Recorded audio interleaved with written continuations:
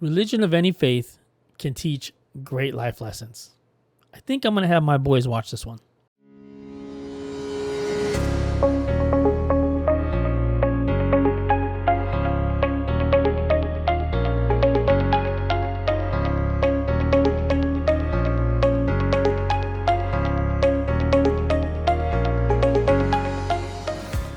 Hello and thank you for watching.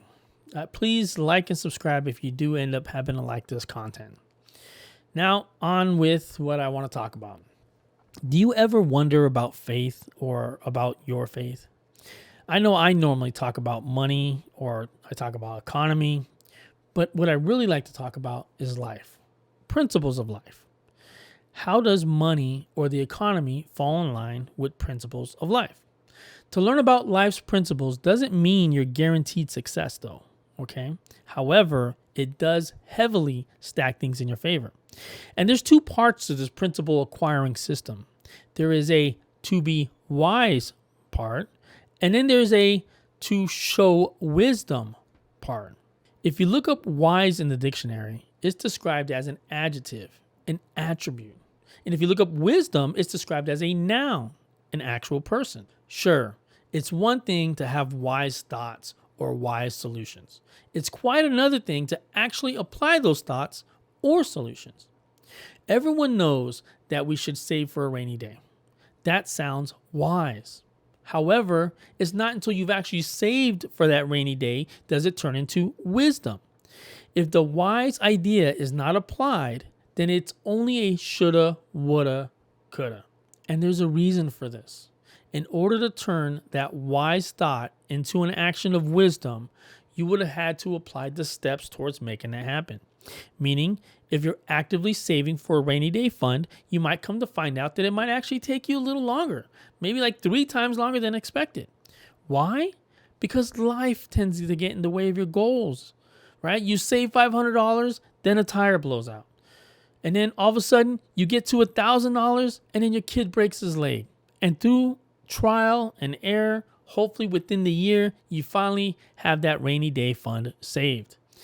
So what started as a wise idea turned into action, then turned into the reality of life, then turned into accomplishment, which turned into wisdom.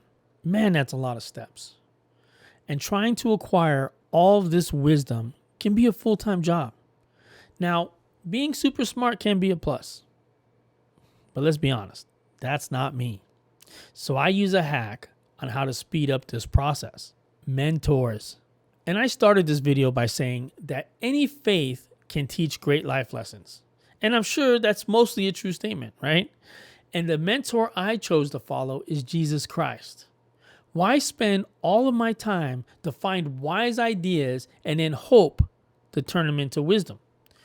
Especially if I have a mentor such as Jesus that's giving me the answers.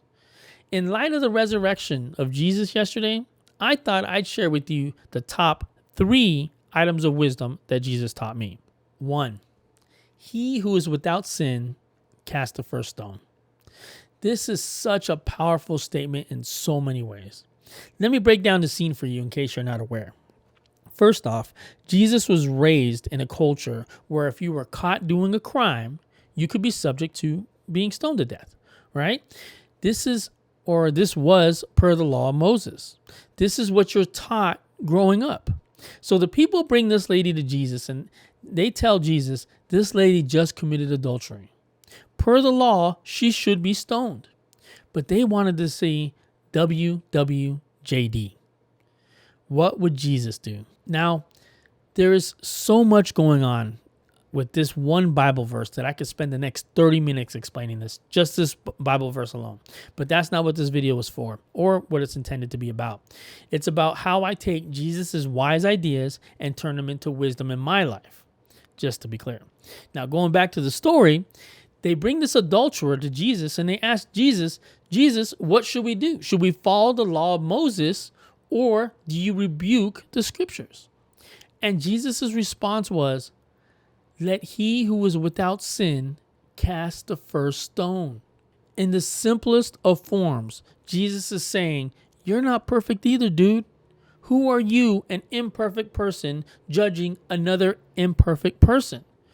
So when my kids come across, let's just say, I don't know, a homeless man screaming at the top of his lungs, probably high off of narcotics, that's a teaching moment, an opportunity for both me and my kids.